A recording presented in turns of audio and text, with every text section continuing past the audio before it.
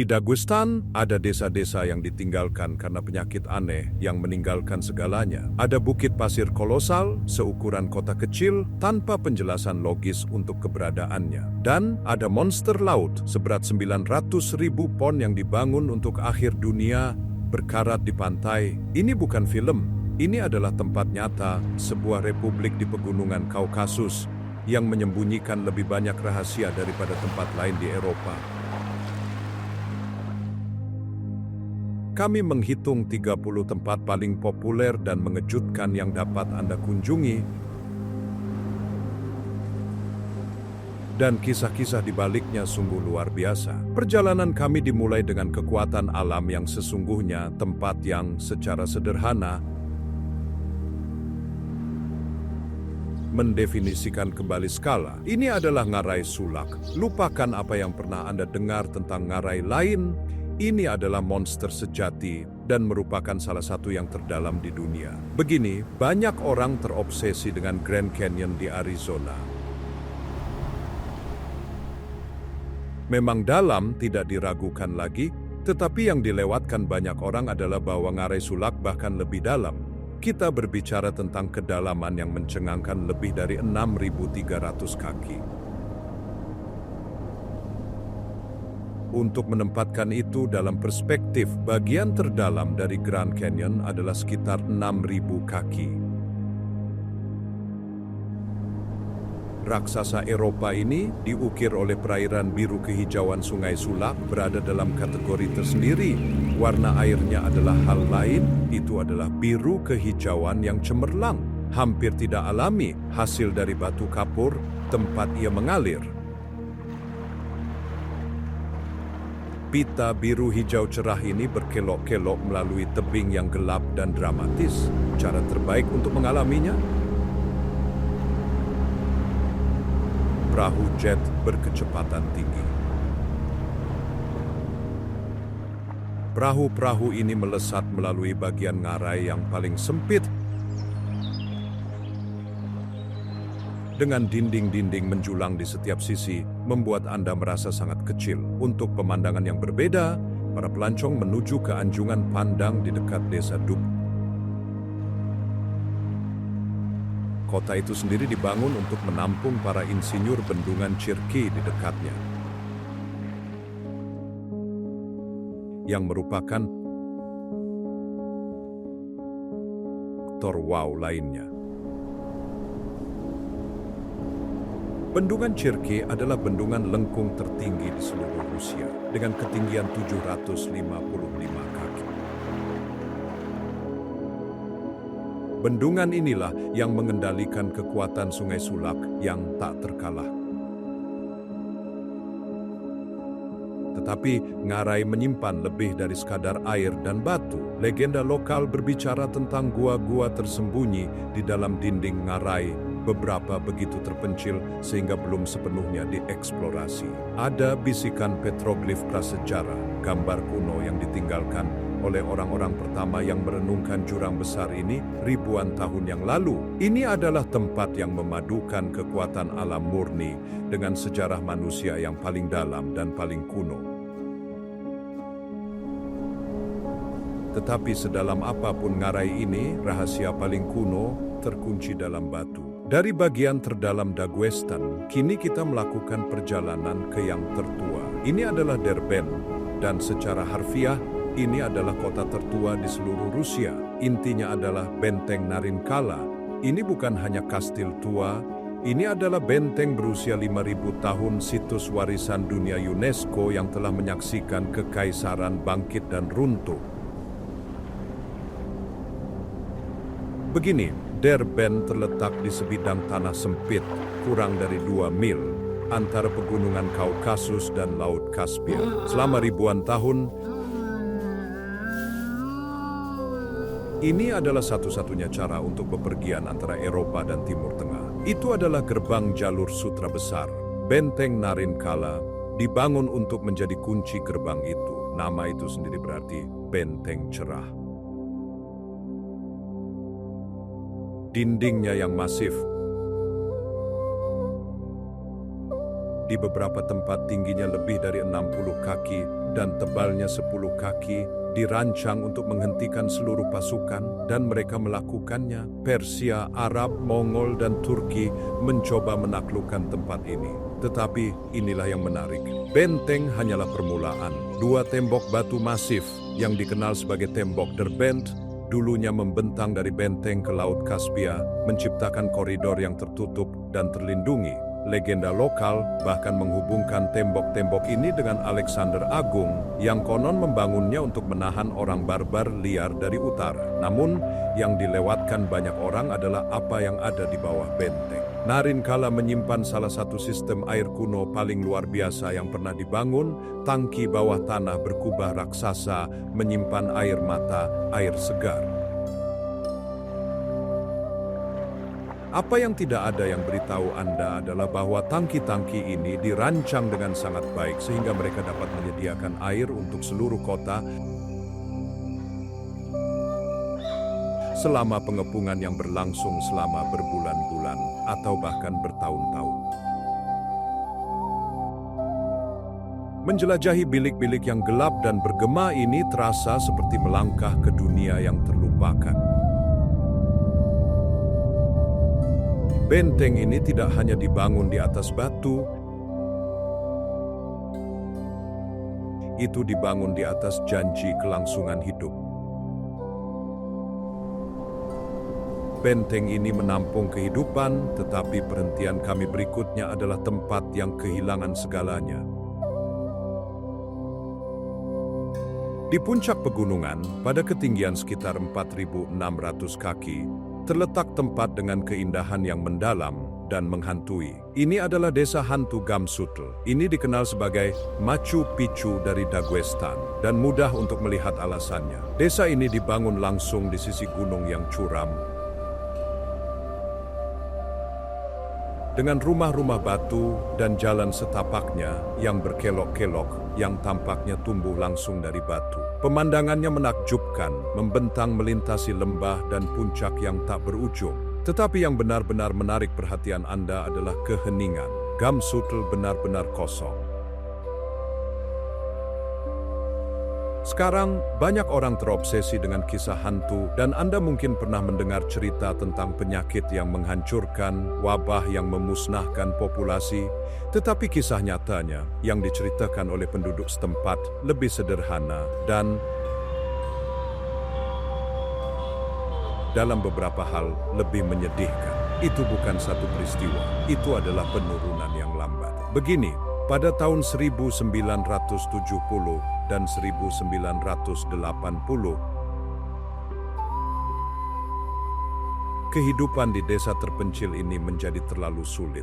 Dunia modern memanggil. Orang-orang pergi mencari pekerjaan di kota-kota, sekolah, listrik, dan air mengalir. Desa itu perlahan-lahan dikosongkan, rumah demi rumah. Inilah bagian yang benar-benar menyentuh Anda. Itu tidak kosong untuk waktu yang lama. Seorang pria penduduk asli desa bernama Abdul Zalil memutuskan untuk kembali. Dia kembali ke rumah leluhurnya dan tinggal di sana sendirian sepenuhnya. Dia menjadi wali kota dari sebuah desa dengan populasi 1 orang. Dia merawat lebahnya, menyambut beberapa pejalan kaki yang melakukan pendakian curam, dan menjadi legenda lokal. Abdul Zalil meninggal pada tahun 2015. Ketika dia melakukannya, desa Gamsutl menjadi desa hantu yang sesungguhnya. Hari ini, Anda dapat berjalan melalui rumahnya, di mana barang-barangnya ditinggalkan seperti apa adanya, kapsul waktu pribadi kecil di kota batu. Gamsutl adalah hantu pengabaian, tetapi desa-desa lain dibangun untuk bertarung. Selanjutnya, kami menemukan salah satu keajaiban alam Daguestan yang paling aneh dan tidak dapat dijelaskan. Ini adalah Bukit Pasir Sarikum. Bayangkan ini, Anda mengemudi melintasi perbukitan hijau dan berbatu di pegunungan Kaukasus. Dan tiba-tiba muncul gurun masif. Sederhananya, ini adalah kejutan. Bukit Pasir Sarikum atau Pasir Kuning adalah bukit pasir terisolasi terbesar di seluruh Eurasia. Tingginya mencapai ketinggian masif 860 kaki. Itu lebih tinggi dari banyak gedung pencakar langit. Apa yang tidak ada yang beritahu Anda adalah tidak ada yang 100% yakin bagaimana ia sampai di sini. Itu adalah misteri ilmiah yang nyata. Ini bukan wilayah gurun, dikelilingi oleh sungai dan perbukitan hijau. Jadi, dari mana datangnya 5.000 tahun pasir? Ada dua teori utama. Salah satunya adalah bahwa selama ribuan tahun, angin kencang telah mengikis pegunungan batu pasir di dekatnya, mengangkut partikel pasir dan menyimpannya di satu tempat spesifik ini. Teori lainnya adalah bahwa itu adalah sisa-sisa delta sungai kuno yang mengering ribuan tahun yang lalu. Yang dilewatkan banyak orang adalah bahwa bukit pasir ini adalah ekosistem kecil dan terisolasi tersendiri. Karena ini adalah gurun yang panas dan kering, ia memiliki iklim uniknya sendiri. Pasir dapat mencapai suhu lebih dari 140 derajat Fahrenheit di musim panas. Dan gurun kecil ini adalah rumah bagi spesies yang tidak akan pernah Anda duga ditemukan di Kaukasus, termasuk ular langka, kadal, dan bahkan kalajengking. Itu adalah sepotong kecil Sahara yang jatuh di tengah Rusia. Mendaki ke puncak memberi Anda salah satu pemandangan paling surrealis di dunia. Gurun keemasan yang diterpa angin di satu sisi, dan pegunungan Daguestan yang luas dan hijau di sisi lain. Bukit pasir ini adalah misteri alam, tetapi perhentian berikutnya adalah monumen bagi seorang pria. Sekarang kita melakukan perjalanan ke tempat yang terukir dalam memori Daguestan. Ini adalah desa Gunib, benteng alam yang menjadi benteng terakhir bagi salah satu pejuang paling terkenal dalam sejarah. Disinilah perang Kaukasus yang epik yang berlangsung selama puluhan tahun mencapai akhir dramatisnya pada abad ke-19. Perang itu terjadi antara Kekaisaran Rusia dan orang-orang Gunung Kaukasus yang dipimpin oleh Imam Shamil yang legendaris. Shamil adalah pemimpin militer dan spiritual yang brilian, dan selama lebih dari 25 tahun, ia dan para pejuangnya yang dikenal sebagai Murids menahan seluruh kekuatan tentara Rusia. Dia didorong mundur dari desa ke desa, dari benteng ke benteng, sampai dia tidak punya tempat lain untuk lari selain ke atas. Dia melakukan perlawanan terakhirnya di sini, di desa Gunib, yang terletak di atas dataran tinggi besar dengan tebing curam di semua sisi. Itu adalah benteng alami yang tampaknya mustahil untuk diserang. Pada bulan Agustus tahun 1859, pertempuran terakhir terjadi. Shamil, dengan hanya beberapa ratus pejuang yang tersisa, dikepung oleh puluhan ribu tentara Rusia. Apa yang tidak ada yang beritahu Anda adalah bahwa Rusia tidak hanya memanjat tebing. Mereka menemukan jalan rahasia dan berbahaya, dan pertempuran terakhir yang putus asa dimulai. Situs ini sekarang menjadi tempat ziarah dan sejarah. Anda dapat mengunjungi reruntuhan benteng dan melihat tempat yang sama yang ditandai dengan sebuah batu di mana Imam Shamil akhirnya menyerah kepada komandan Rusia, Pangeran Baryatinsky, mengakhiri perang yang panjang dan berdarah. Ada anjungan pandang di sana, anjungan pandang Tsar, yang dibangun kemudian ketika Tsar Alexander II berkunjung sebagai penghormatan atas peristiwa yang akhirnya menempatkan Daguestan di bawah kendali Rusia. Gunib adalah akhir dari sebuah perang, tetapi perhentian kami berikutnya adalah tempat keajaiban murni. Bersiaplah untuk pergi ke bawah tanah, karena tujuan kami berikutnya adalah salah satu tempat paling unik dan magis di seluruh Daguestan. Ini adalah air terjun bawah tanah Saltinsky. Begini, dari luar itu tidak terlihat istimewa. Anda mulai di desa kecil Salta dan mengikuti ngarai sempit dan berbatu. Jalur itu sendiri adalah sebuah petualangan. karena Anda harus melompati bebatuan dan mengikuti jalan sungai kecil, Saltinka, saat ia mengalir ke celah di pegunungan. Dan kemudian Anda memasuki gua. Sederhananya, ini seperti memasuki dimensi lain.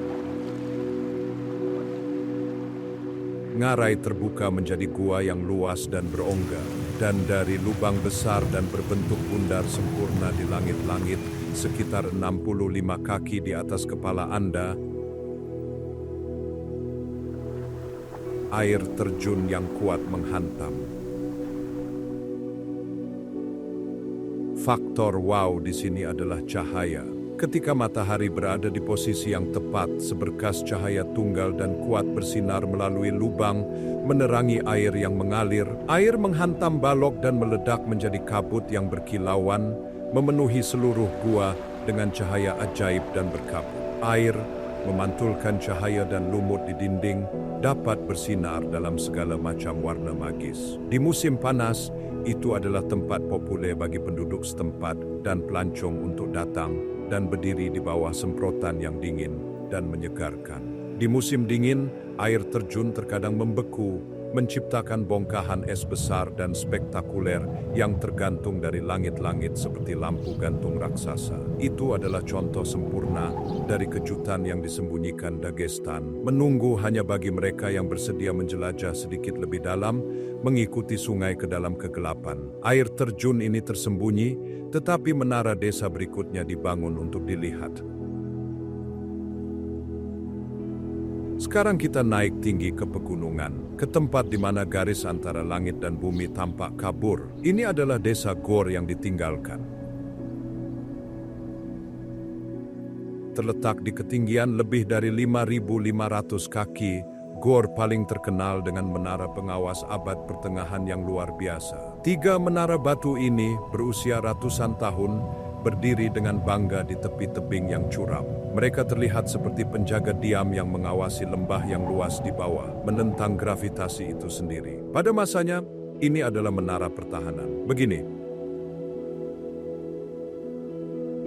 kehidupan di pegunungan Kaukasus secara historis sangat berbahaya. Klan yang bersaing atau penjajah luar bisa muncul kapan saja. Menara-menara ini adalah sistem peringatan dini. Api yang dinyalakan di satu menara dapat dilihat oleh menara berikutnya, mengirimkan pesan melintasi pegunungan dalam hitungan menit. Tetapi inilah masalahnya. Desa yang pernah mereka lindungi tidak ada lagi. Seperti Gamsutl, desa tua Gor ditinggalkan. Penduduk pindah menuruni gunung ke desa yang baru dan lebih modern, meninggalkan rumah-rumah batu tua dan menara-menara perkasa kepada angin. Apa yang dilewatkan banyak orang adalah legenda gelap. Tradisi lokal dipenuhi dengan kisah-kisah suram yang terkait dengan tebing-tebing ini.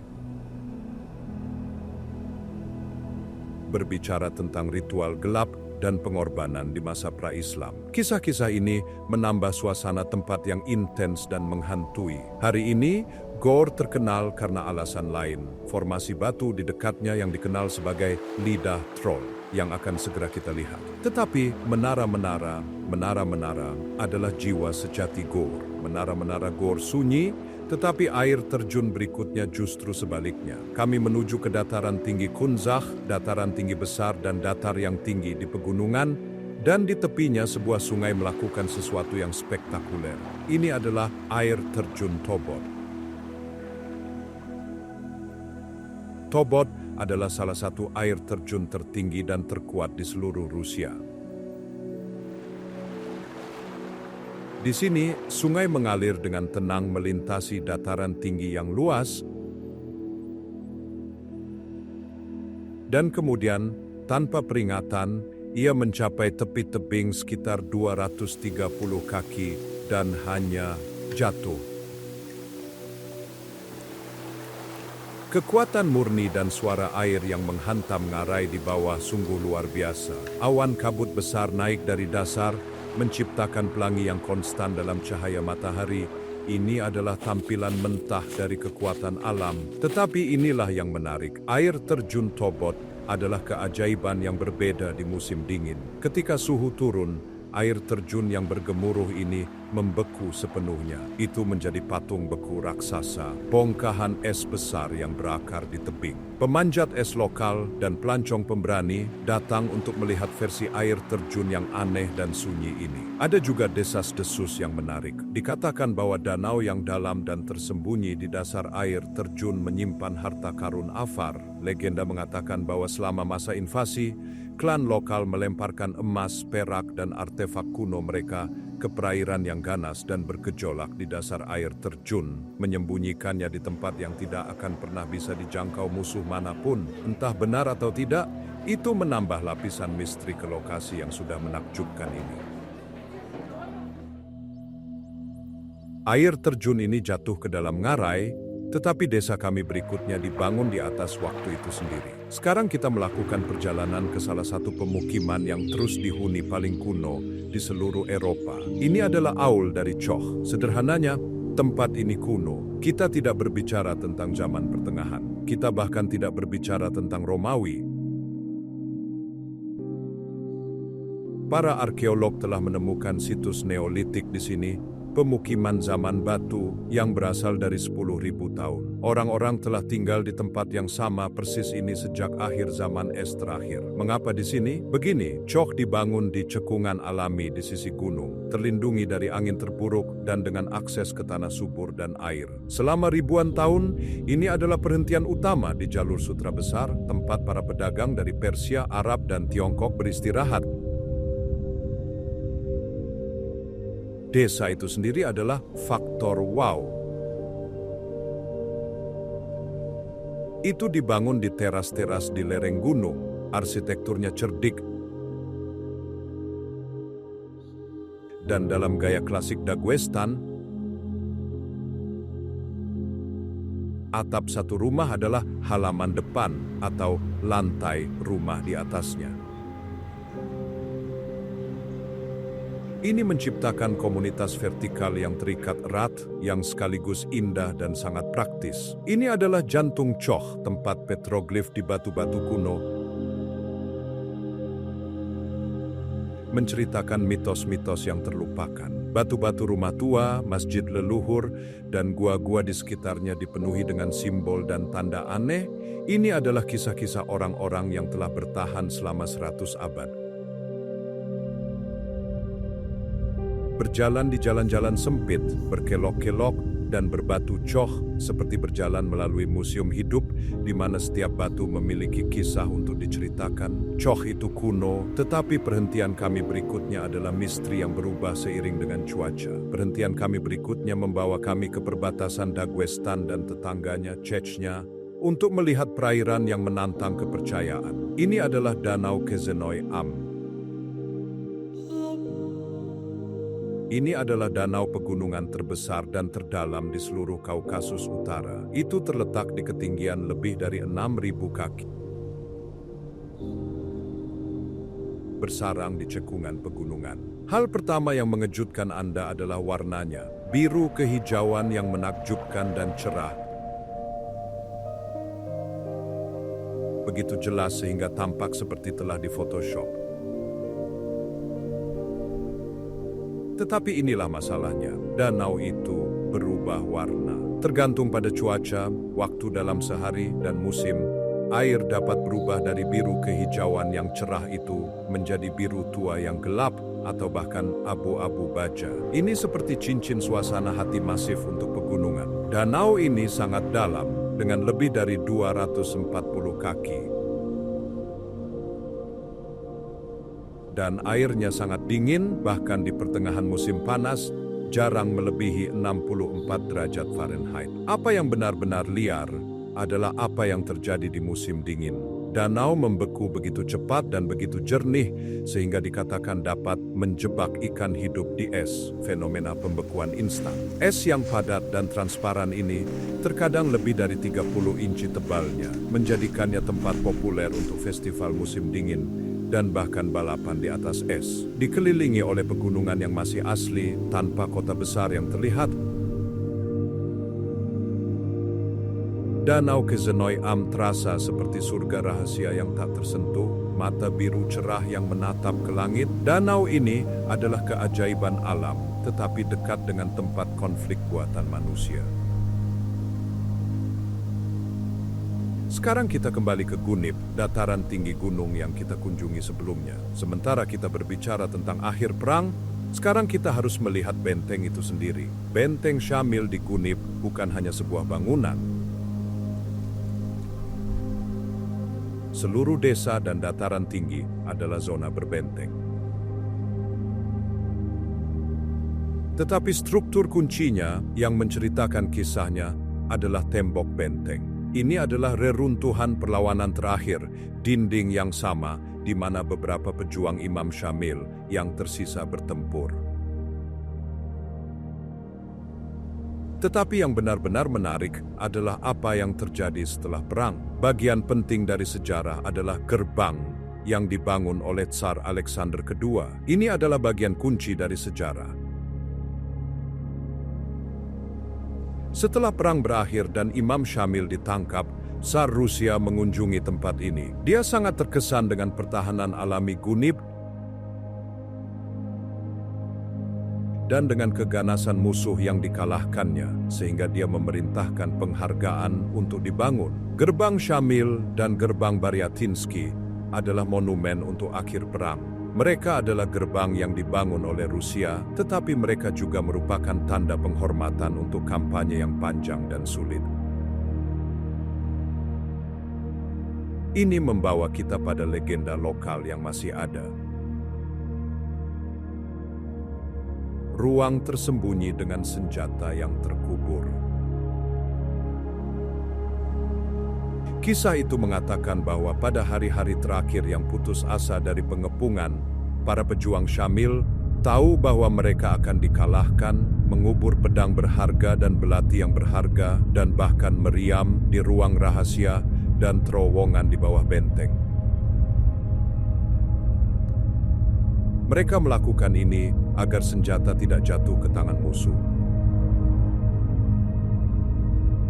Sampai hari ini, orang-orang masih bertanya-tanya apakah gudang senjata tersembunyi sedang menunggu untuk ditemukan di bawah batu-batu Gunib. Tembok-tembok ini menyembunyikan rahasia, tetapi jalur kami berikutnya mengarah ke celah klaustrofobia. Lokasi berikutnya ini bukan untuk yang klaustrofobia. Kami menuju ke Ngarai Karadah, tempat yang dikenal oleh penduduk setempat sebagai gerbang keajaiban atau yang lebih tidak menyenangkan, kantong batu. Ini adalah ngarai celah sempit di gunung yang secara sederhana sangat sempit. Ngarai itu sendiri hanya sekitar 1.300 kaki panjangnya, tetapi ini adalah pendakian yang intens. Dinding di setiap sisi tingginya lebih dari 560 kaki dan jaraknya hanya antara 6 dan 13 kaki. Saat Anda berjalan, dinding batu semakin dekat dan dekat sampai Anda berada di celah sempit di mana sinar matahari hampir tidak mencapai. Jauh di atas, Anda dapat melihat batu-batu besar yang telah jatuh dan terjepit di antara dinding, tergantung di atas kepala Anda seperti dekorasi yang mengancam. Apa yang tidak ada yang beritahu Anda adalah betapa bisingnya. Suara sungai kecil di dasar dan langkah kaki Anda sendiri bergema tanpa akhir di dinding batu yang halus dan dipoles. Dinding itu sendiri adalah faktor wow, dipoles oleh jutaan tahun air dan angin menjadi bentuk yang halus, mengalir, dan organik seperti pahatan. Namun, ada bahaya serius. Ngarai ini tiba-tiba banjir. Ini bukan lelucon. Ketika hujan di pegunungan, ngarai ini dapat berubah menjadi aliran deras dalam hitungan menit. Banjir bandang ini adalah yang mengukir ngarai dan sangat berbahaya. Pemandu lokal tahu bahwa mereka harus memeriksa cuaca. Banjir ini juga yang menurut legenda, mengungkapkan gua-gua tersembunyi dan terendam yang hanya terlihat saat air pasang. Ngarai ini sempit, tetapi tempat kami berikutnya menawarkan pemandangan yang sangat luas. Kami kembali ke area dekat desa Gor yang ditinggalkan, tetapi kali ini kami tidak melihat menara-menara. Kami melihat sebuah batu, tapi ini bukan sembarang batu, ini adalah lidah troll dari Gor. Ini adalah versi Dagwestan sendiri dari troll Tunga yang terkenal di Norwegia dan secara sederhana sama menakutkannya. Ini adalah batu panjang, tipis, dan berpermukaan datar yang menonjol secara horizontal dari sisi tebing besar, lebih dari 5.500 kaki di atas dasar lembah. Tidak ada apapun di bawahnya selain udara. Itu telah menjadi salah satu foto paling populer dan wajib dimiliki untuk setiap pelancong di Dagwestan. Orang-orang mendaki ke tempat itu dan berjalan dengan berani ke ujung batu, duduk atau berdiri dengan tangan terentang, dengan jurang ngarai yang luas dan memusingkan terbentang di bawah mereka. Nama itu, seperti yang bisa Anda duga, berasal dari legenda lokal. Kisahnya adalah tentang raksasa yang pernah tinggal di pegunungan ini. Dia dikenal karena pemarah dan menyebabkan masalah. Suatu hari, dia sangat marah pada penduduk desa setempat, sehingga dia menjulurkan lidahnya untuk mengejek mereka. Dan seorang penyihir lokal bosan dengan ulahnya, mengubah lidahnya menjadi batu. Batu itu, tergantung di sana, adalah pengingat permanen akan sikap buruk raksasa itu. Batu ini menjulang di udara, tetapi misteri kami berikutnya adalah monster yang terbang di atas laut. Ini adalah salah satu pemandangan paling apa-apaan ini di seluruh dunia. Di pantai dekat Derbent, duduk di tepi laut Kaspia, ada mesin yang seharusnya tidak ada. Ini adalah ekranoplan kelas Lun. Apa itu? Begini, itu terlihat seperti pesawat.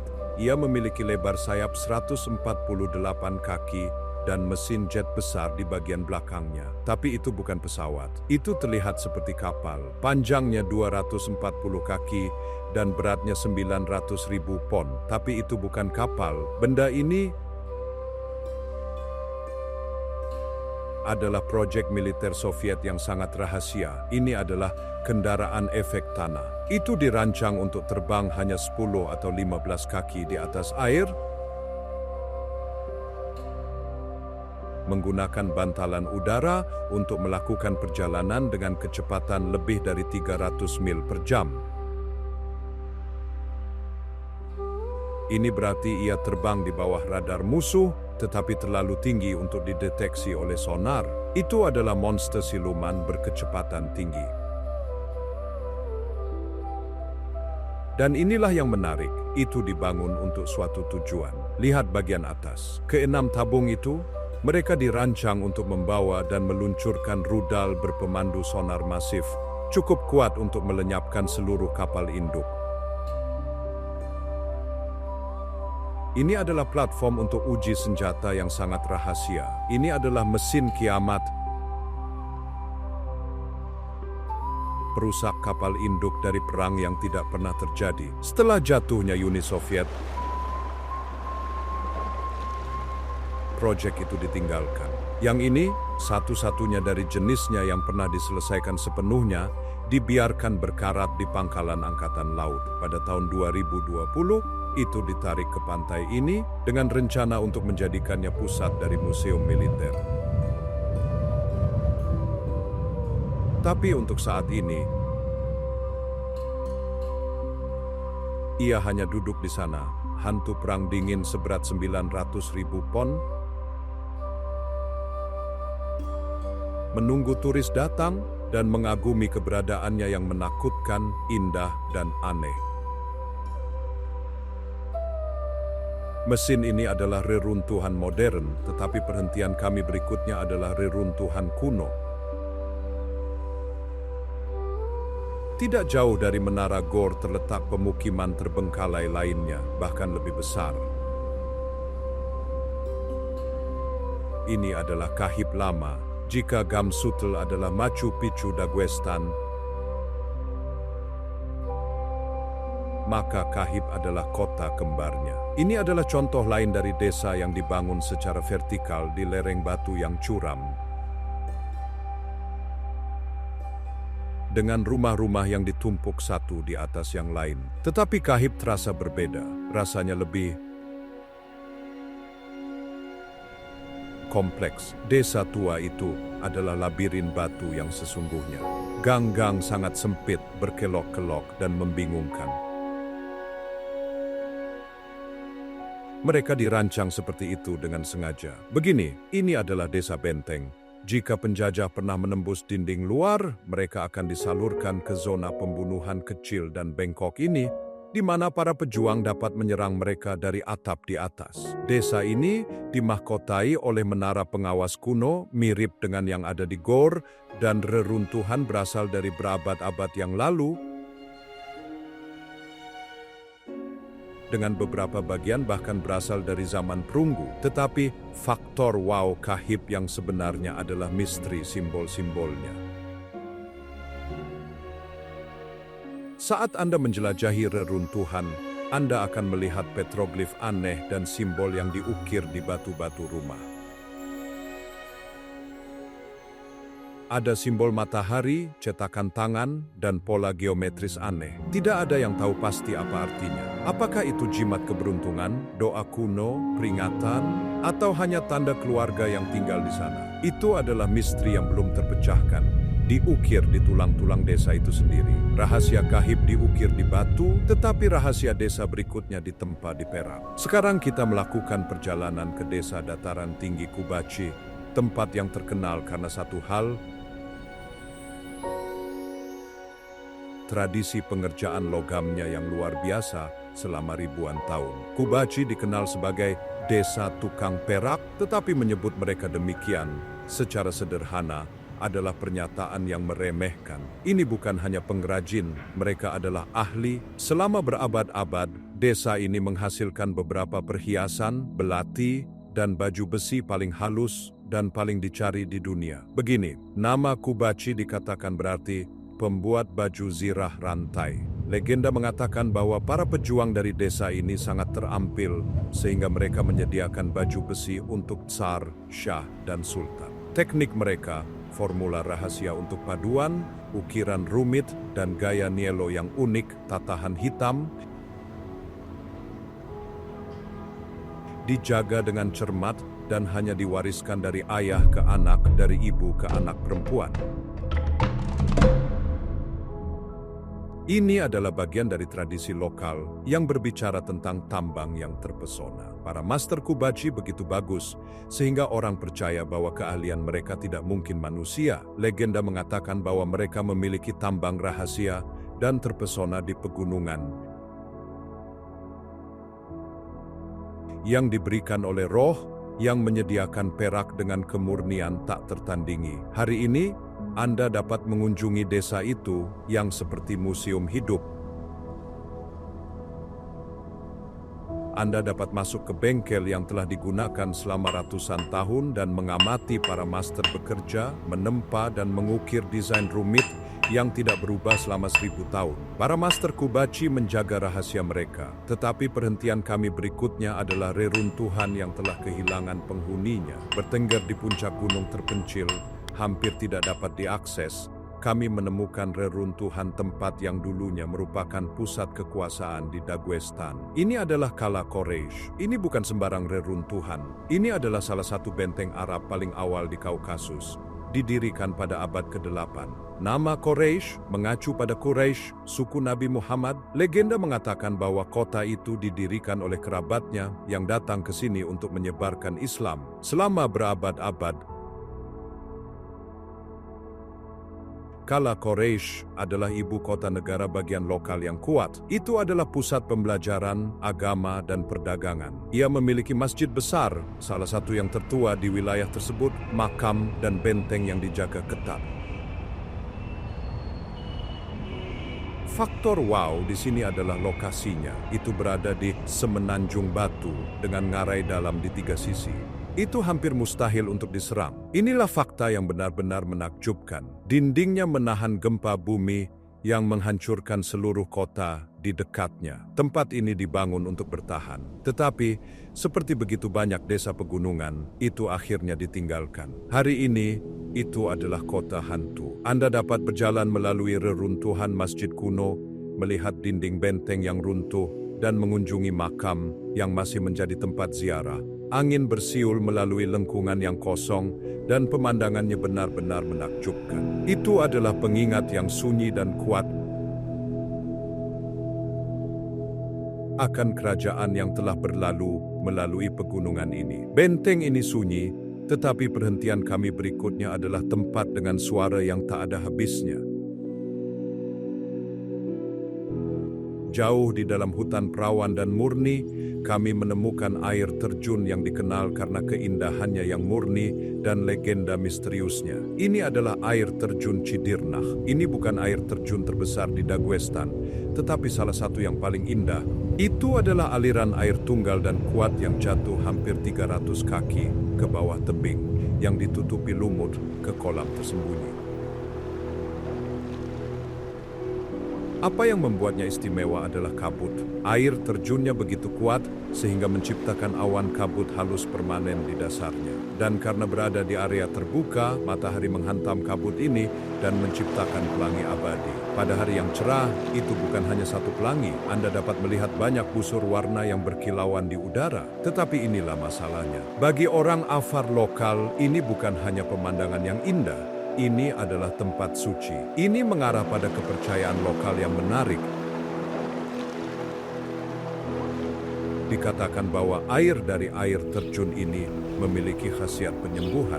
Selama berabad-abad, penduduk setempat datang ke sini untuk minum air atau mandi dalam kabutnya. Percaya bahwa itu dapat menyembuhkan penyakit dan membawa kesehatan yang baik. Entah itu karena kemurnian air pegunungan atau kekuatan spiritual tempat itu adalah kepercayaan yang sangat terjalin dalam budaya lokal. Itu adalah tempat di mana keindahan alam dan kepercayaan kuno bertemu. Air terjun ini adalah satu, tetapi perhentian kami berikutnya adalah tiga. Air terjun kami berikutnya adalah faktor wow sejati. Karena bukan hanya satu air terjun, tetapi tiga. Ini adalah air terjun Bart. Di bagian Daguestan yang terpencil dan terjal, sungai yang kuat dipaksa melalui saluran sempit dan terbagi, menciptakan tiga air terjun yang berbeda, dan kuat yang jatuh bergemuruh di tebing berdampingan. Itu adalah tampilan kekuatan dan simetri yang menakjubkan. Apa yang membuat tempat ini semakin menarik adalah reruntuhan di sekitarnya. Di seluruh bagian atas air terjun, Anda dapat melihat reruntuhan kuno. Fondasi batu yang runtuh dari pemukiman kuno yang telah lama terlupakan. Siapa yang tinggal di sini dan mengapa mereka membangun rumah mereka tepat di sebelah kebisingan yang menggelegar ini? Misteri itu semakin dalam dengan legenda lokal tentang air itu sendiri. Terlebih lagi, air di sini dikatakan bernyanyi. Ini adalah fenomena aneh yang berkaitan dengan formasi mineral unik di batu. Saat air mengalir di atas batu-batu spesifik ini,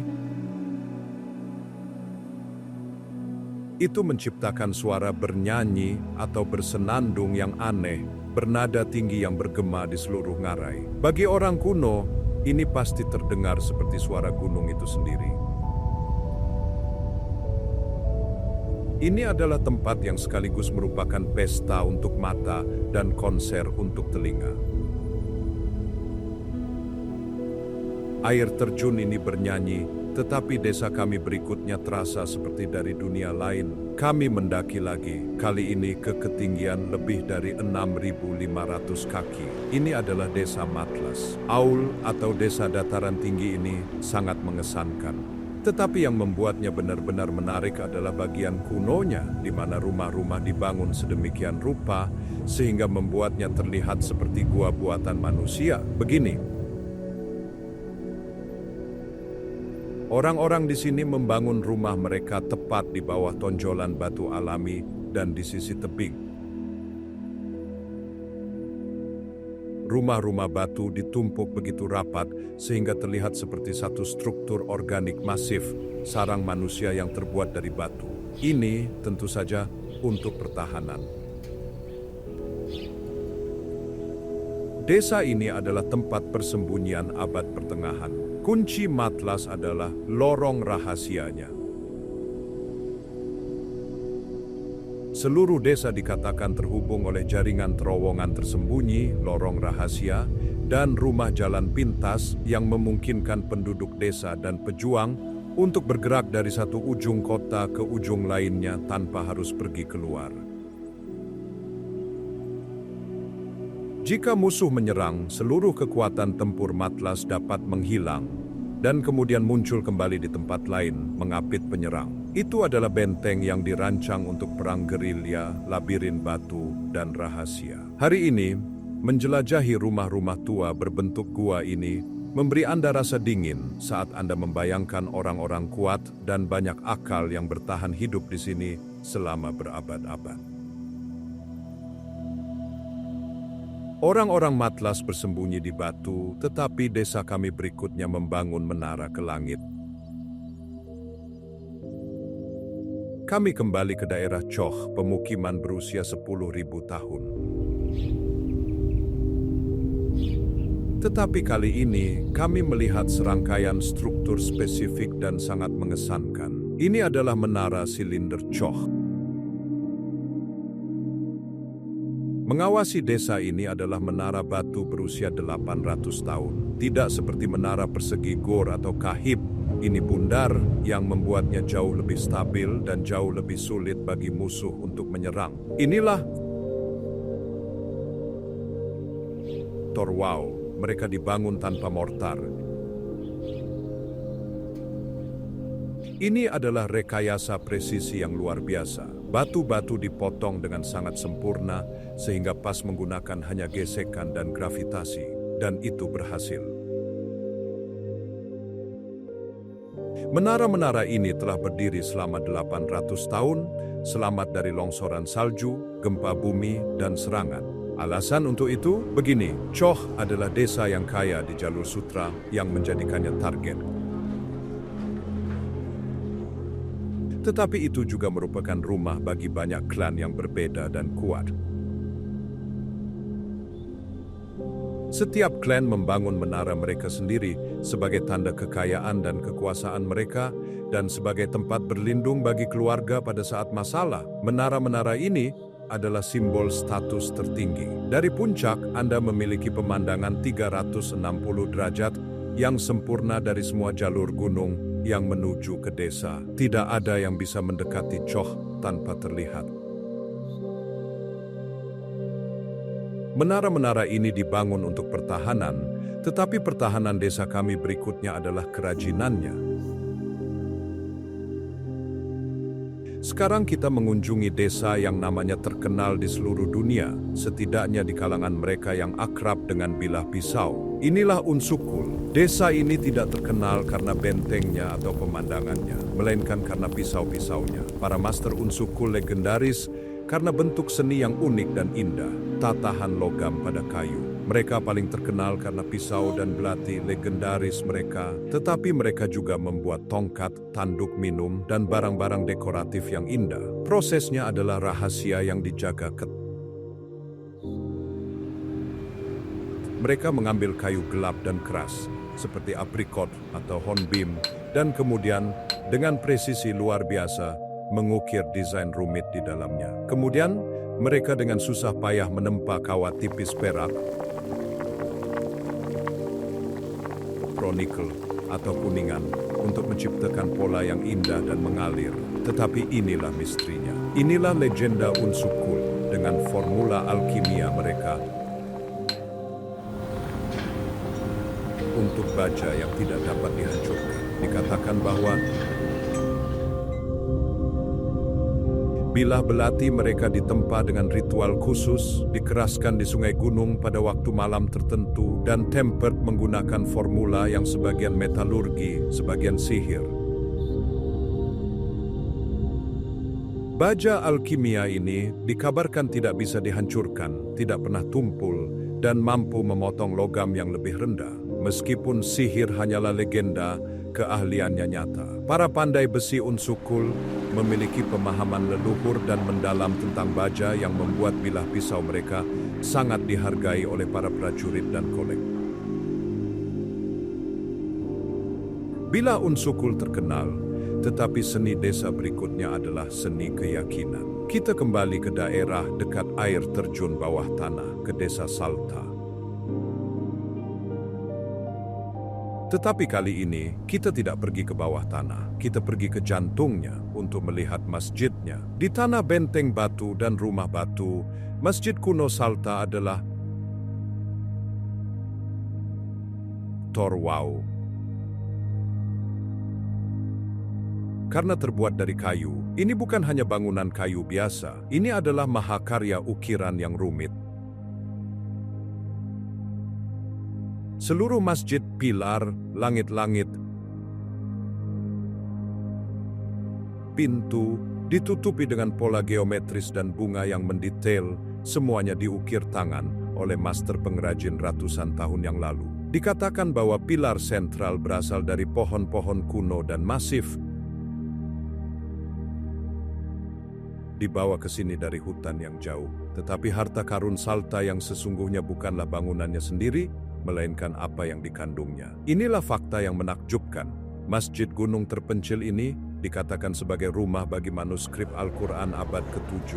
Pikirkan tentang itu. Itu akan menjadikannya beberapa salinan Al-Quran tertua yang ada, berasal dari generasi pertama setelah Nabi Muhammad. Bagaimana mereka sampai di sini?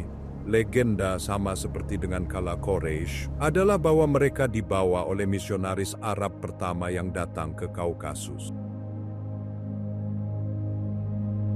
Bahwa desa terpencil ini adalah penjaga sejarah kuno yang tak ternilai harganya adalah salah satu rahasia terbesar di seluruh Daguestan. Masjid ini kuno, tetapi perhentian kami berikutnya adalah istana kekuasaan yang lebih baru. Kita kembali ke wilayah pesisir, ke masa ketika Durban adalah ibu kota negara bagian yang kuat yang dikenal sebagai Kekhanan Kuba.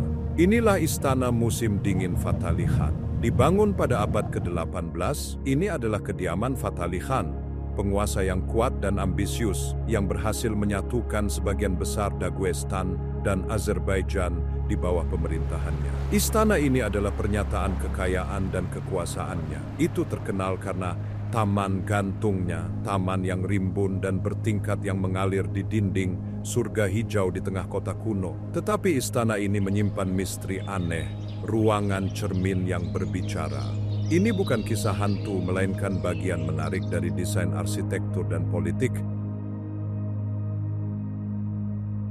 Dikatakan bahwa aula audiensi utama istana dilapisi dengan permukaan reflektif dan cermin yang rumit, ditempatkan pada sudut yang sangat spesifik. Akustik aula dirancang agar Khan duduk di singgasananya dapat berbicara dengan suara normal, dan cermin serta dinding akan menangkap kata-katanya dan memproyeksikannya, membuat suaranya tampak bergema, bergaung dari setiap sudut aula. Itu adalah Torwau yang dirancang untuk mengintimidasi dan mengesankan para duta besar dan saingan yang berkunjung, membuat suara Khan terdengar seperti suara roh maha kuasa dari istana itu sendiri. Istana ini untuk orang hidup, tetapi perhentian kami berikutnya adalah untuk mereka yang telah lama pergi. Di Durban, kota dengan banyak keyakinan, ada tempat yang menceritakan kisah kesetiaan dan pengorbanan kuno. Inilah pemakaman Kirkliar. Nama Kirkliar berarti 40. Pemakaman ini adalah tempat peristirahatan terakhir 40 prajurit Santo Muslim kuno yang menurut legenda gugur saat mempertahankan kota selama Perang Arab-Khazar pertama pada abad ke-7. Ini adalah salah satu situs Muslim paling suci di Daguestan.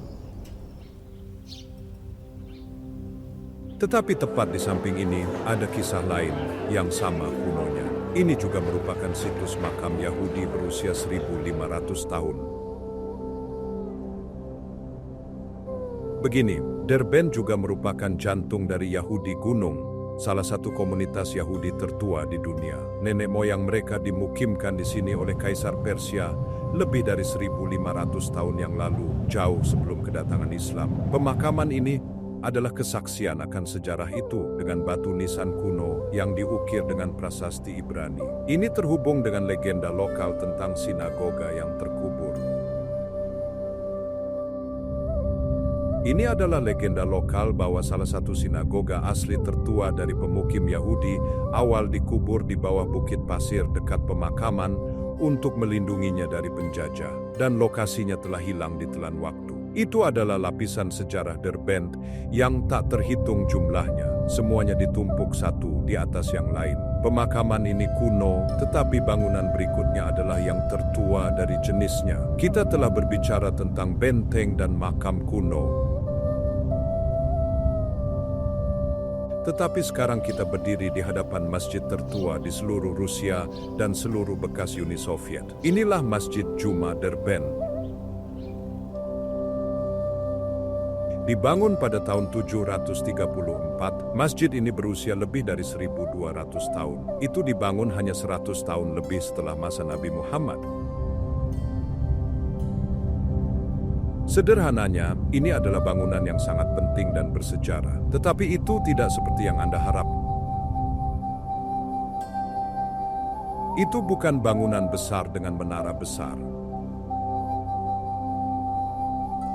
Dari luar, itu lebih terlihat seperti benteng. Di dalamnya, aula hipostyle yang luas dan gelap dipenuhi dengan hutan pilar batu tebal. Inilah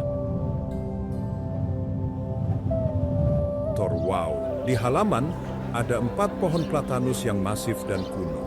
Pohon-pohon ini dikatakan berusia lebih dari 800 tahun dan dianggap suci. Legenda lokal mengatakan bahwa pohon-pohon itu menangis untuk para santo, dan jika Anda mendengarkan dengan saksama, Anda bisa mendengarnya. Dan misterinya, ada rahasia yang dalam di sini, ruang bawah tanah dengan pemandian ritual pra-Islam. Ini adalah rahasia besar Masjid Juma. Sebelum menjadi masjid, situs ini adalah sesuatu yang lain. Beberapa sejarawan percaya itu adalah kuil api Zoroaster. Yang lain, gereja Kristen.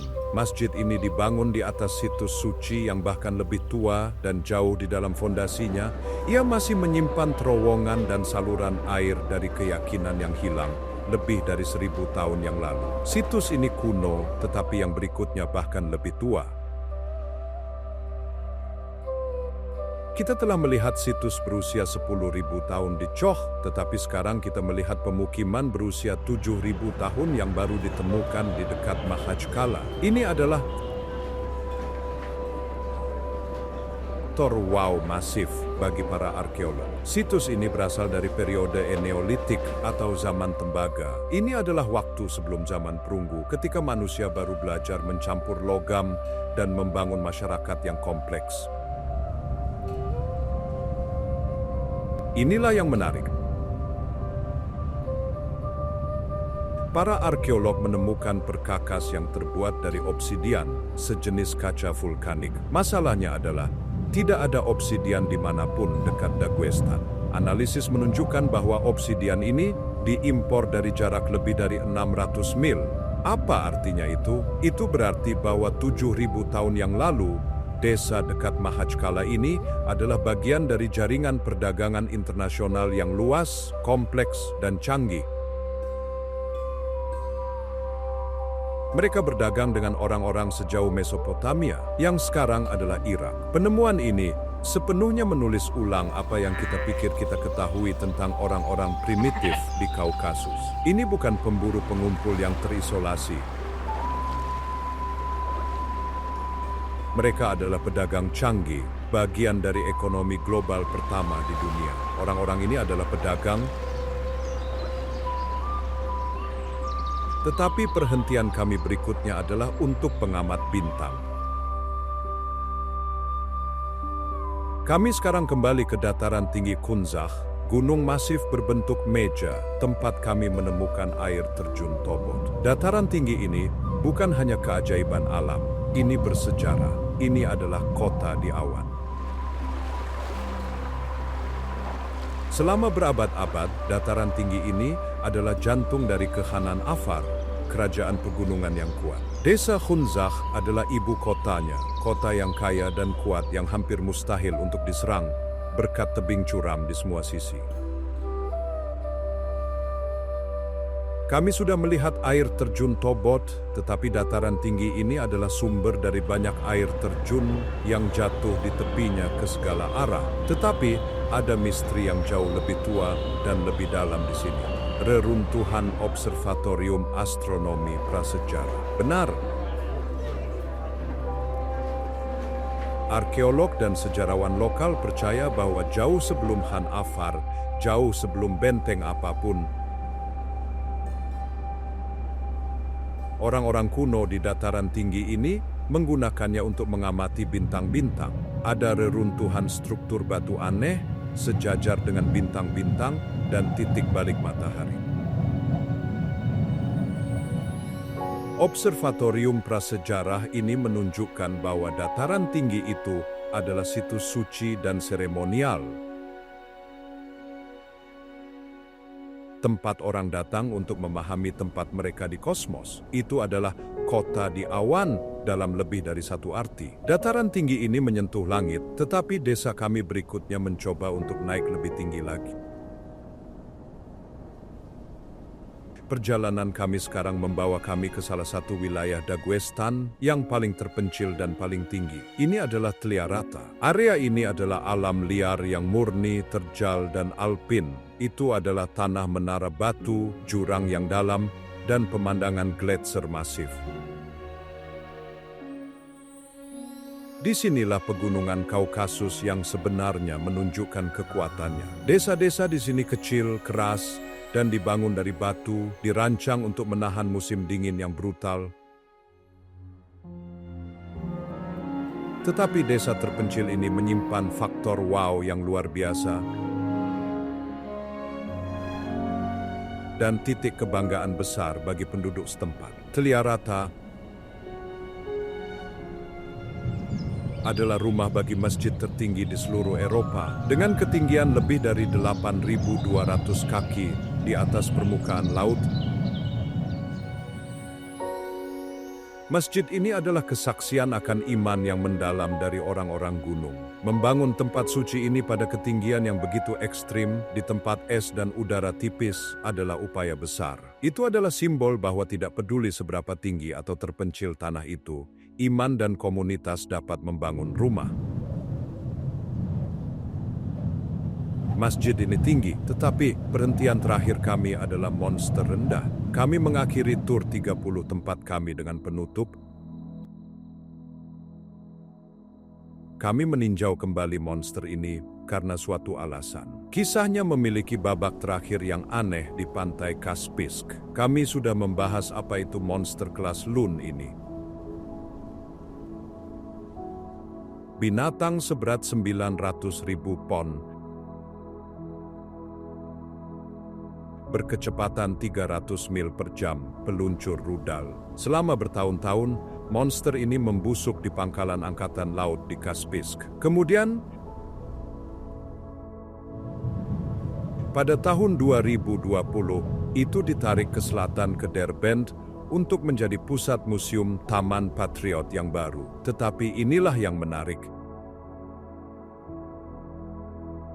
Pemindahannya adalah bencana. Mesin masif itu terjebak di pantai selama operasi penarikan. Selama berbulan-bulan, ia hanya terdampar. Simbol kekuatan Soviet seberat 900.000 pon dikalahkan oleh gosong pasir. Akhirnya dipindahkan ke tempat definitifnya dan taman sedang dibangun di sekitarnya. Tetapi seluruh kisah ini menjadikannya salah satu atraksi wisata paling aneh di bumi. Ini adalah kunjungan wajib. Tidak hanya karena apa adanya, tetapi karena perjalanan pensiunnya yang aneh, lambat, dan sangat publik. Itu adalah simbol Daguestan yang sempurna, aneh, dan kuat. Perpaduan kekuatan militer, teknik luar biasa, dan lanskap yang selalu terkendali. Sekarang, setelah melihat semua tempat yang luar biasa, misterius, dan indah ini, Anda mungkin bertanya-tanya, bisakah saya benar-benar pergi ke sana? Secara sederhana ya, pariwisata Daguestan telah berkembang pesat. Tetapi ini bukan perjalanan ke Paris atau Roma. Ini adalah petualangan dan Anda harus bersiap. Pertama, keamanan. Wilayah ini memiliki reputasi yang rumit, tetapi yang tidak ada yang beritahu Anda adalah bahwa bagi wisatawan, Daguestan hari ini dianggap sangat ramah. Yang paling penting adalah keramahan. Kode lokal Goste Primstvo, yang berarti keramahan, adalah tugas suci. Anda akan diundang untuk minum teh, makan malam, tempat menginap. Dianggap tidak sopan untuk menolak, jadi bersiaplah untuk makan banyak. Berikut adalah versi teks yang diperluas, menjaga nada percakapan yang sama, dan menambahkan lebih banyak contoh, detail, dan faktor wow seperti yang diminta. Pernahkah Anda mendengar tentang tempat yang secara resmi merupakan bagian dari Rusia, tetapi sama sekali tidak terasa seperti Rusia? Tempat dengan lebih dari 30 kelompok etnis berbeda, masing-masing dengan bahasanya sendiri. Tempat di mana Anda dapat menemukan kota kuno berusia 5.000 tahun, gunung bersalju, dan laut hangat, semuanya dalam satu republik kecil. Kebanyakan orang belum pernah. Ini adalah Daguestan, tanah pegunungan, dan tidak diragukan lagi, itu adalah salah satu permata paling tersembunyi di planet ini. Selama beberapa dekade, wilayah ini menjadi berita utama karena alasan yang salah. Tetapi hari ini, ia terbuka sebagai tanah keindahan yang menakjubkan, keramahan yang intens, dan misteri yang berasal dari ribuan tahun yang lalu. Tetapi Anda tidak bisa begitu saja muncul di sini seperti yang Anda lakukan di Paris atau Roma. Daguestan beroperasi dengan aturannya sendiri. Itu adalah tempat yang menghargai pelancong yang siap. Dan jujur saja, bisa jadi sulit bagi mereka yang tidak siap. Jika Anda berpikir untuk pergi, Anda memerlukan rencana. Anda perlu tahu tentang budaya, cara berkeliling, dan apa yang harus dimakan. Jadi, mari kita bongkar semua yang perlu Anda ketahui sebelum Anda berpikir untuk memesan penerbangan. Ini adalah bagian yang paling penting, jadi perhatikan. Aturan utama sebenarnya hanyalah akal sehat, tetapi sangat penting. Daguestan adalah tempat tradisional dan konservatif, dengan budaya yang berakar pada adat istiadat pegunungan kuno dan iman Islam yang mendalam. Anda adalah tamu, tujuannya adalah menjadi tamu yang baik. Aturan pertama dan paling terlihat, berpakaian sopan. Ini bukan hanya saran, ini adalah tanda penghormatan, baik untuk pria maupun wanita. Ini berarti bahu dan lutut Anda harus tertutup setiap saat. Untuk pria, kaos tanpa lengan tidak diperbolehkan dan celana pendek umumnya tidak, terutama di luar kota utama. Untuk wanita ini berarti pakaian longgar. Kaos diperbolehkan, tetapi hindari apapun yang ketat atau berpotongan rendah. Kemas rok panjang, celana linen, dan blus longgar. Ketika Anda mengunjungi desa atau, yang lebih penting, memasuki masjid, aturannya menjadi lebih ketat. Pria harus mengenakan celana panjang. Wanita harus menutupi rambut mereka dengan jilbab. Masjid Agung Juma di Makhachkala atau masjid yang indah di desa Gunib hampir selalu akan menyediakan jilbab dan jubah di pintu masuk. Tetapi jauh lebih hormat untuk membawa milik Anda sendiri. Tindakan sederhana ini memberitahu penduduk setempat bahwa Anda melihat mereka, bahwa Anda menghormati tradisi mereka, dan bahwa Anda tidak hanya di sana untuk melihat-lihat. Kedua, keramahan adalah raja. Anda akan ditatap. Bukan karena marah, tetapi karena rasa ingin tahu belaka. Anda hampir pasti akan diundang ke rumah orang asing untuk minum teh. Mereka mungkin tidak berbicara sepatah kata pun bahasa Inggris, tetapi mereka akan menawarkan semua yang mereka miliki. Aturannya adalah terima. Menerima secangkir teh atau sepotong roti adalah tanda niat baik yang besar. Menolaknya dapat dilihat sebagai penghinaan. Bersikaplah baik, tersenyum, dan coba pelajari satu atau dua kata. Salam, halo, dan syukran, terima kasih. Akan sangat membantu Anda. Akhirnya yang besar, jangan bicara tentang politik lokal, jangan lakukan itu. Sejarah wilayah ini sangat kompleks, sensitif, dan sangat pribadi.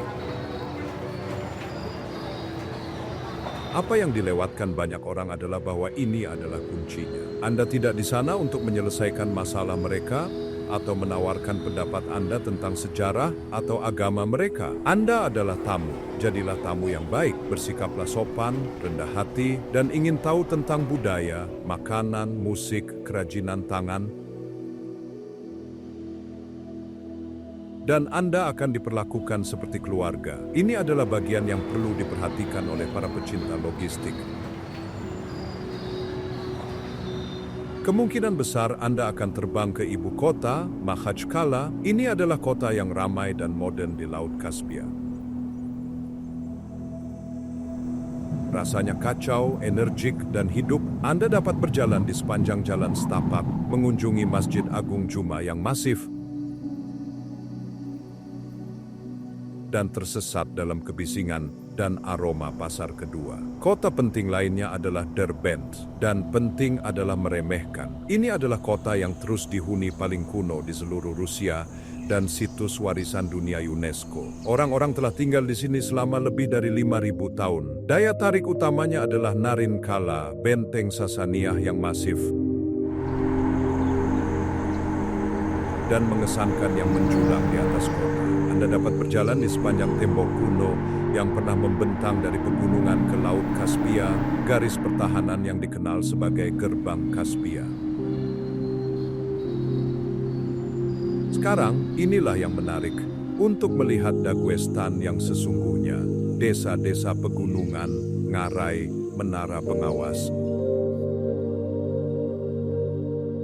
Anda membutuhkan pemandu. Ini tidak opsional. Ini bukan rekomendasi. Anda tidak akan menyewa sedan dan mengemudi sendiri. Jalan di pegunungan berkelok-kelok, menakutkan, terkadang tidak beraspal, dan sangat berbahaya. Kita berbicara tentang tikungan tajam satu jalur dengan jurang 2.000 kaki dan tanpa pagar pembatas, pengemudi lokal. Katakanlah petualang. Anda membutuhkan kendaraan 4x4 yang bagus dan andal. Yang lebih penting, Anda membutuhkan pemandu lokal yang tahu jalan, berbicara bahasa Rusia, dan idealnya salah satu bahasa lokal seperti Afar atau Lak, dan memiliki hubungan dengan guest house. Pemandu ini adalah pengemudi Anda, penerjemah Anda, fixer Anda, dan jembatan budaya Anda. Tanpa mereka, Anda benar-benar tersesat. Pengalaman akomodasi Anda akan menjadi kisah dua dunia. Di kota-kota besar Makhachkala dan Derbent,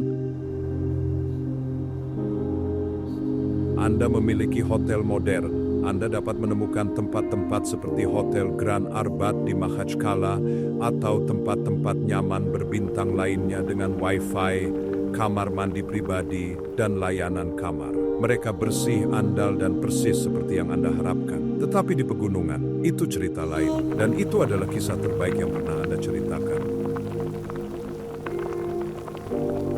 Hotel di desa-desa pegunungan adalah guest house lokal. Ini berarti Anda benar-benar menginap di kamar kosong di rumah keluarga lokal. Kamar mandi mungkin bersama, wifi mungkin tidak ada, dan makanan akan menjadi apapun yang dimakan keluarga malam itu. Ini bukan ketidaknyamanan, ini adalah bagian terbaik. Ini adalah tujuan dari segalanya. Beginilah cara Anda mengalami Dagestan yang sesungguhnya. Anda akan bangun dengan aroma roti segar yang disebut kleb, yang dipanggang oleh nenek keluarga. Anda akan duduk di meja kayu panjang bersama seluruh keluarga, berbagi makanan, dan mencoba berkomunikasi dengan senyuman dan gerakan. Disinilah keramahan Dagestan yang terkenal menjadi hidup. Anda bukan turis di hotel, Anda adalah tamu sejati di rumah mereka. Anda tidak bisa mendapatkan jenis pengalaman manusia dan otentik ini dengan cara lain. Anda tidak bisa berbicara tentang Dagestan tanpa berbicara tentang makanan. Masakannya adalah faktor wow tersendiri. Perpaduan 30 tradisi etnis yang berbeda, itu berlimpah, segar, dan disajikan dalam porsi masif-masif. Ini adalah makanan gunung yang dirancang untuk memberi makan penggembala dan pejuang. Lupakan diet Anda. Pertama, hidangan nasional hinkal. Ini tidak sama dengan khinkali Georgia. Di Dagestan, hinkal adalah mahakarya yang didekonstruksi. Itu adalah piring besar berisi potongan adonan rebus, disajikan dengan potongan daging rebus yang masif dan terpisah, umumnya domba muda yang empuk, dan kaldu yang kaya dan bening di sampingnya. Anda juga mendapatkan setidaknya 1 dan terkadang 2 saus yang kuat, hampir selalu saus bawang putih yang berapi-api dan mungkin yang berbahan dasar tomat. Cara memakannya adalah ritual. Anda menusuk sepotong adonan, mencelupkannya ke dalam saus bawang putih, memakannya, dan kemudian menggigit daging. Di antara gigitan, Anda menyeruput kaldu panas dari mangkuknya. Setiap kelompok etnis memiliki gayanya sendiri. Hinkal Afar adalah bantal besar, lembut, dan beragi. Sementara hinkal lak adalah mie kecil dan tipis, dan hinkal kumik adalah kotak. Itu adalah sesuatu yang harus Anda coba. Kemudian ada desa hantu, seperti Gamsudel. Ini adalah desa yang ditinggalkan yang bertengger di puncak gunung. Itu disebut Machu Picchu-nya Dagestan. Penduduk terakhir meninggal pada tahun 2015 dan sekarang rumah-rumah batu perlahan-lahan runtuh kembali menjadi batu. Mendaki ke sana terasa seperti Anda sedang menemukan kota yang hilang. Dan terakhir, tentang monster laut itu, dekat kota Derbent, terdampar di pantai Laut Kaspia, terbaringlah monster kehidupan nyata. Itu adalah ekranoplan kelas Lun, juga dikenal sebagai monster Laut Kaspia. Benda ini adalah salah satu mesin paling aneh dan menakutkan yang pernah dibuat. Itu adalah kendaraan militer rahasia Soviet dari Perang Dingin, kendaraan efek tanah masif yang sebagian pesawat, sebagian kapal, itu dirancang untuk terbang hanya 10 kaki di atas air dengan kecepatan 300 mil per jam, tak terlihat oleh radar, membawa rudal nuklir. Hari ini, cangkangnya yang kolosal dan aneh hanya duduk di pasir, peninggalan masa lalu yang rahasia dan futuristik. Dagestan adalah tanah misteri yang tak berkesudahan, tempat di mana ngarai lebih dalam, sejarah lebih tua, dan monster laut itu nyata. Kita baru menggaruk permukaannya, jadi sukai dan berlangganan untuk lebih banyak keajaiban tersembunyi. Pertanyaan terakhir adalah, dengan begitu banyak sejarah, rahasia kuat apa yang masih terkubur di bawah gunung-gunung? Tetapi inilah rahasia yang sesungguhnya yang menjawab pertanyaan terakhir itu. Rahasia paling kuat di Daguestan tidak terkubur di bawah gunung. Mereka adalah gunung itu sendiri. Mereka adalah orang-orang yang tinggal di sana. Kita telah melihat apa dan di mana. Kita telah melihat desa hantu, ngarai, dan monster laut. Tetapi faktor wow terbesar dari semuanya adalah siapa? Siapa orang-orang ini yang membangun menara tanpa mortar, yang menjaga manuskrip abad ke-7, dan yang memiliki lebih dari 30 cara berbeda untuk membuat pangsit? Ini adalah bagian yang dilewatkan oleh sebagian besar orang. Dan itu adalah bagian terpenting dari cerita. Daguestan bukanlah satu negara, itu bukan satu kelompok orang. Itu sederhananya adalah seluruh dunia bangsa yang berbeda, semuanya hidup di satu tempat. Ini adalah tanah bahasa. Itu bukan hanya julukan puitis, itu adalah fakta linguistik. Ada lebih dari 30 bahasa pribumi yang berbeda yang dituturkan di Daguestan. Dan banyak lagi dialek. Inilah yang menarik, ini bukan hanya aksen. Kita berbicara tentang bahasa yang berbeda satu sama lain seperti bahasa Inggris berbeda dari bahasa Mandarin. Anda bisa berada di desa Afar, kelompok etnis terbesar, dan melakukan perjalanan hanya 10 mil melalui jalur gunung ke desa Lak. Dan bahasa-bahasa itu sama sekali dan 100% tidak dapat saling dipahami. 10 mil lagi dan Anda berada di desa Dargin dengan bahasa yang sama sekali berbeda. Apa yang tidak ada yang beritahu Anda adalah bahwa selama berabad-abad gunung-gunung ini bertindak sebagai pulau di langit. Setiap lembah, setiap dataran tinggi adalah dunianya sendiri yang terisolasi. Isolasi ini berarti bahwa komunitas kecil ini melestarikan bahasa mereka sendiri, tradisi mereka sendiri, dan cara unik mereka sendiri dalam melihat dunia. Itulah mengapa ini bukan peleburan budaya. Itu adalah mosaik, di mana setiap bagian kecil telah mempertahankan warnanya. Jadi, meskipun bahasa Rusia adalah bahasa resmi yang digunakan semua orang untuk berkomunikasi satu sama lain, di rumah, di desa-desa, orang-orang berbicara Afar, Dargin, Kumik, Lezgin, Lak, Tabasaran. Daftarnya terus berlanjut. Itu adalah salah satu tempat yang paling padat secara linguistik di seluruh planet ini. Dan orang-orang yang berbeda ini, mereka tidak hanya memiliki bahasa mereka sendiri, mereka memiliki hukum mereka sendiri.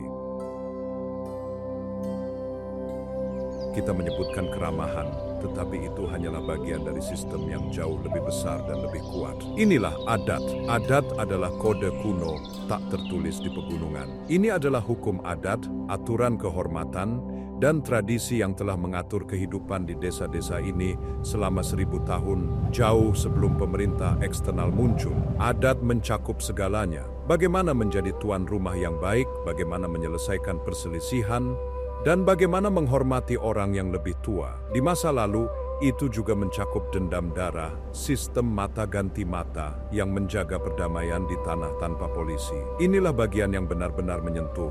Bagi banyak orang di pegunungan terpencil, adat masih lebih kuat daripada hukum resmi manapun. Itu adalah kode kehormatan. Itu sebabnya kata-kata seorang pria adalah janjinya. Itu sebabnya tamu diperlakukan seperti raja. Dan itulah mengapa jalinan sosial di desa-desa ini sangat kuat. Ketika Anda berkunjung, Anda tidak hanya berada di suatu tempat, Anda berada di dalam kontrak sosial kuno yang tak tertulis ini. Kita juga melihat kerajinan luar biasa, seperti perak kubaci dan tatahan kayu unsukul. Tetapi yang dilewatkan banyak orang adalah bahwa hampir setiap desa memiliki kerajinan masternya sendiri, rahasia yang mereka gunakan untuk berdagang dan bertahan hidup. Ambil contoh desa Balkhar. Ini adalah desa para pembuat tembikar, tetapi inilah faktor wow-nya. Selama berabad-abad, hanya wanita Balkhar yang diizinkan menjadi pembuat tembikar. Itu adalah hak suci mereka. Pria dapat membantu menggali tanah liat atau menjual pot yang sudah jadi, tetapi hanya tangan wanita yang dapat membentuk kendi dan mainan berdinding tipis yang terkenal. Legenda lokal mengatakan bahwa jika seorang pria pernah mencoba membentuk tanah liat, itu akan retak dalam api. Atau bagaimana dengan seni yang hilang dari sulaman Kaitak? Di wilayah Kaitak, wanita membuat tekstil benang sutra yang menakjubkan ini. Tetapi ini bukan hanya dekorasi yang indah, itu adalah objek pelindung, penuh dengan simbol kuno dan pra-Islam. Mereka digunakan pada momen paling penting dalam hidup. Satu diletakkan di atas buayan bayi yang baru lahir, yang lain merupakan bagian penting dari mahar pengantin wanita, dan yang terakhir digunakan untuk menutupi wajah almarhum. Setiap simbol adalah doa, perisai terhadap mata jahat, harapan untuk keberuntungan, dan Anda telah melihat topi wol tinggi yang terkenal itu, bukan? Papaja. Ini berasal dari wilayah Sumada. Ini bukan hanya topi. Sederhananya, itu adalah simbol kehormatan dan martabat seorang pria. Ada pepatah lama Daguestan, jika kepalamu masih di atas bahumu, papajamu harus ada di kepalamu. Kehilangannya berarti kehilangan kehormatan Anda. Semua ini menunjuk pada rahasia terakhir dan terdalam Daguestan. Itu bukan hanya tanah para pejuang, itu adalah tanah para mistik. Kita telah melihat masjid-masjid, tetapi yang tidak ada yang beritahu Anda adalah bahwa kekuatan nyata Islam di Daguestan adalah tradisi sufinya yang dalam dan mistis. Ini bukan hanya tentang aturan, ini tentang koneksi pribadi dan spiritual dengan Tuhan. Itu sebabnya tanah ini ditutupi dengan ziarat atau makam suci para santo. Orang-orang melakukan ziarah panjang ke situs-situs ini untuk berdoa dan bermeditasi. Ini adalah budaya prajurit santo. Imam Syamil, pemimpin besar yang melawan kekaisaran Rusia, bukan hanya seorang jenderal, dia adalah master sufi yang taat. Para pejuangnya bukan hanya tentara, mereka adalah murid yang mengikutinya dengan pengabdian spiritual yang membuat mereka hampir mustahil untuk dikalahkan. Keyakinan mistis yang mendalam ini ada di mana-mana. Itu ada dalam penghormatan yang sunyi di masjid-masjid. Itu ada dalam kesucian pohon berusia 800 tahun di Masjid Juma Derben. Dan itu ada dalam kebaikan yang ditunjukkan kepada orang asing. Jadi, ketika Anda bertanya rahasia apa yang terkubur di gunung-gunung, jawabannya adalah semuanya. Rahasia tidak hanya ada di tanah, mereka berjalan di sekitar. Mereka ada dalam 30 bahasa yang masih dituturkan. Mereka ada dalam hukum tak tertulis adat. Mereka ada di tangan seorang wanita di Balkhar yang membentuk tanah liat. Dan dalam kehormatan seorang pria yang mengenakan papajanya. Daguestan yang sesungguhnya adalah tempat yang telah menjaga jiwanya. Ia telah bertahan dari kekaisaran, perang, dan dunia modern, dan ia melakukannya dengan berpegang teguh pada tradisinya. Misteri terbesar Daguestan bukanlah bagaimana ia memiliki begitu banyak rahasia, tetapi bagaimana ia berhasil melawan segala rintangan mempertahankannya.